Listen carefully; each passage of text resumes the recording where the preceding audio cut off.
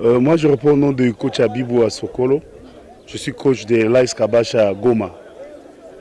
Et comment a été ce match? Le match d'aujourd'hui, vous savez, c'est la demi-finale. On a tout mis pour faire qu'on puisse les rapporter. Dieda, c'était de notre côté, on a envie de remporter 1-0.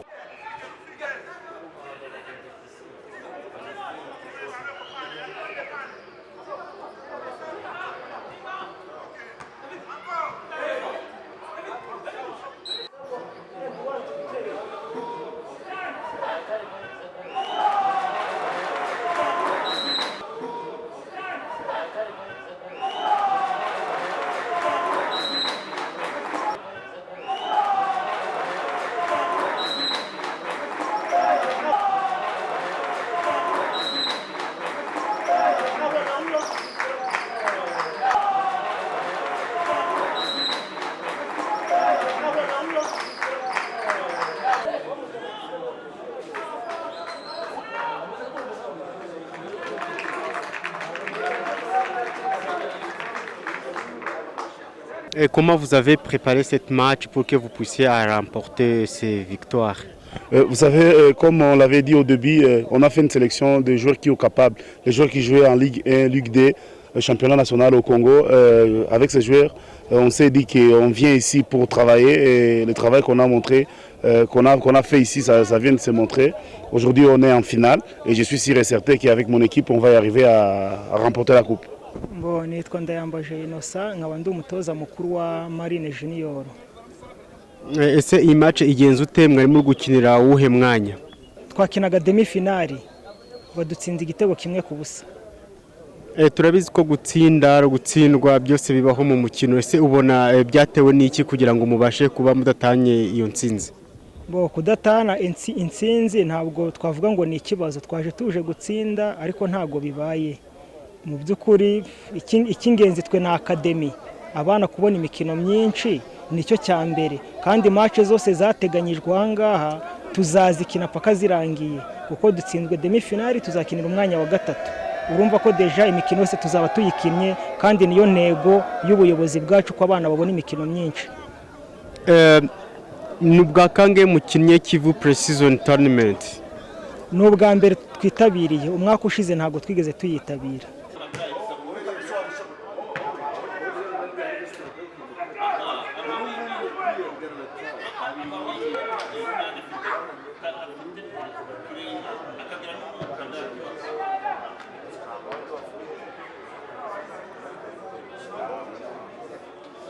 Watangira tubwira amazina yawe n'icyo n'umwanya ufite mu kipe yawe unatubwira iyo ariyo? Amazina yanjye ni Manzerike, nkaba ndi kapiteni wa Marine Youth. Ese iyi match irangiye ite, bibagendekeye bite? Nawe wabibonye match mu mupira ibintu bibaho ni ugukora erere imwe gusa bagahita gukosora. Kona twagejeje gutakaza baro muri mediane, ikipe ihita dutsinda igitego hakiri kare, turarwanye kugeza ku munota wa nyuma, namwe mwabibonye. Mbese ikintu baturushije ni amahirwe gusa nta kindi.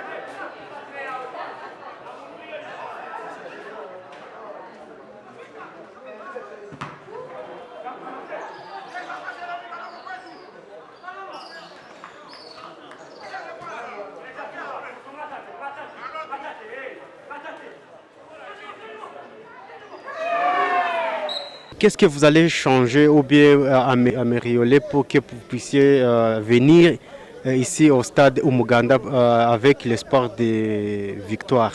Vous savez, l'équipe, dès le départ, on l'avait mieux préparée. Et je ne crois pas si encore on va changer ou encore on va augmenter encore quelque chose dedans. C'est le même actif qu'on a et c'est le même joueur qu'on a. Et il suffit seulement toujours de bien les roder, de bien les préparer. Je sais qu'on a encore 2 ou 3 jours qu'on a devant nous, qu'on va encore se préparer, comme on se prépare à la maison. On va bien se préparer. Je vis, on avait le petit problème en attaque. On allait marquer beaucoup de buts, sauf qu'il y avait trop de l'égoïsme qui était dedans. Je crois que c'est le compartiment où nous, on va travailler encore demain et après-demain pour arriver en finale, arriver à marquer beaucoup de buts.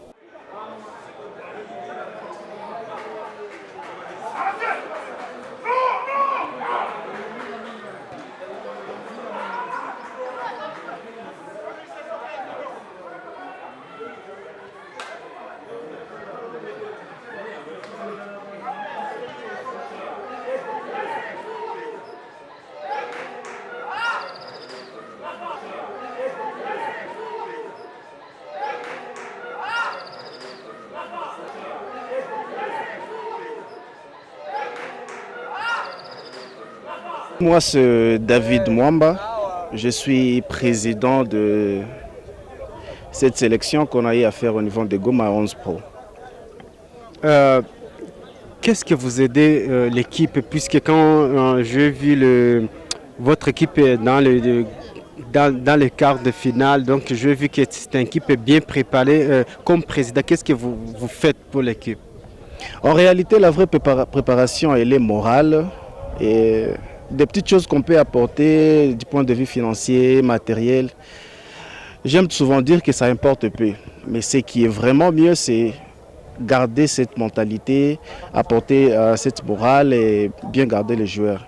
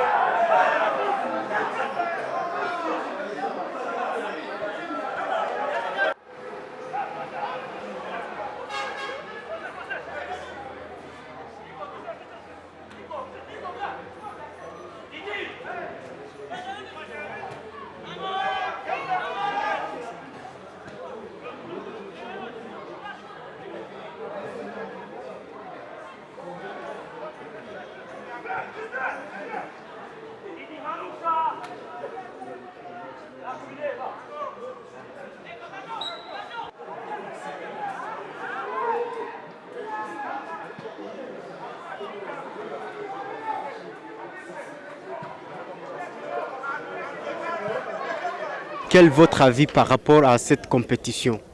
Oui, le sentiment c'est de satisfaction, c'est vraiment une organisation, c'est bien préparé, on a des bons arbitres, on a des bons cadres, un bon stade. Vraiment, on a été bien accueillis ici à Gisenyi, Rubavu, je pense. En tout cas, c'est un bon tournoi et je félicite et j'aimerais encourager les organisateurs de continuer à faire des choses comme ça parce que ça aide les joueurs à garder cette cohésion même pendant ces moments où ils ne jouent pas dans des compétitions nationales.